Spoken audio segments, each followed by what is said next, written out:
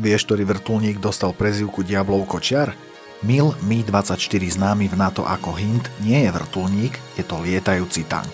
Vznikol v Sovietskom zväze koncom 60. rokov ako stroj, ktorý mal striedať, prepravovať vojakov a prežiť zásahy, ktoré by iné vrtuľníky nezvládli. Dokáže niesť rakety, bomby aj 30 mm kanón a zároveň prepraviť ozbrojených výsadkárov. V Afganistane z neho mali povstalci taký strach, že mu dali meno Diablov kočiar, až kým neprišli americké rakety Stinger.